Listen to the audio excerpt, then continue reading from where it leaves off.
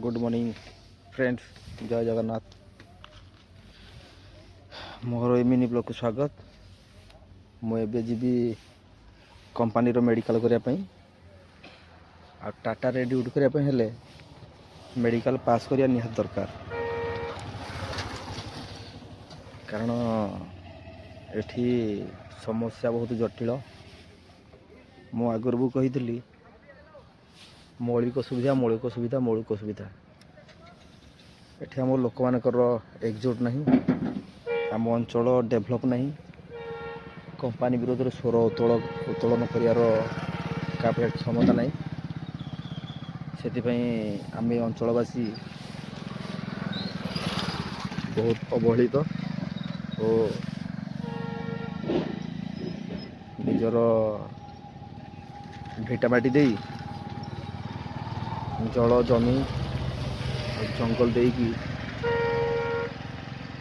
विभिन्न कलकारखाना तैयारी हेले कौन करिया से ड्यूटी खंडे करने भी प्राइवेट सेक्टर रे एठी बहुत स्ट्रगल करने पड़े। मेडिकल सर्टिफिकेट देवा पड़े, तापर जाई ड्यूटी कंपानी रे प्रदूषण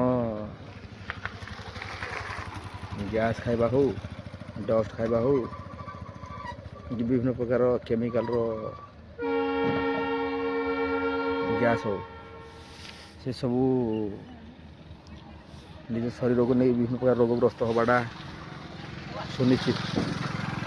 तापर जे पर्यंत फिट थी से पर्यंत ड्यूटी यहाँ आम ये कंपानी नियम।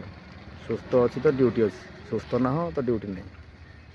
से कंपानी सुस्थ टाइम रे ड्यूटी कर ठीक अच्छी, जेबे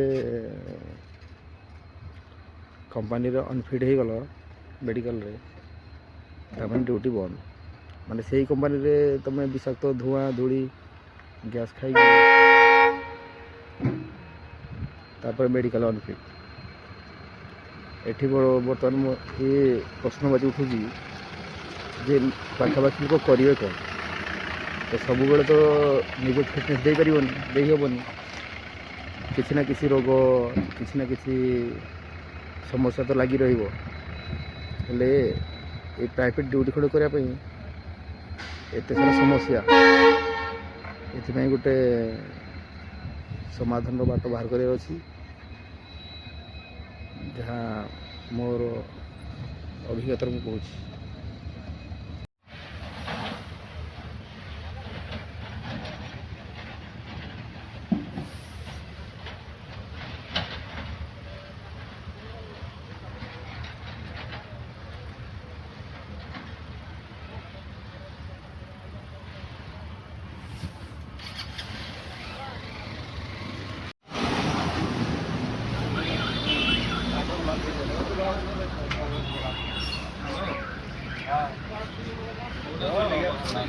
चलो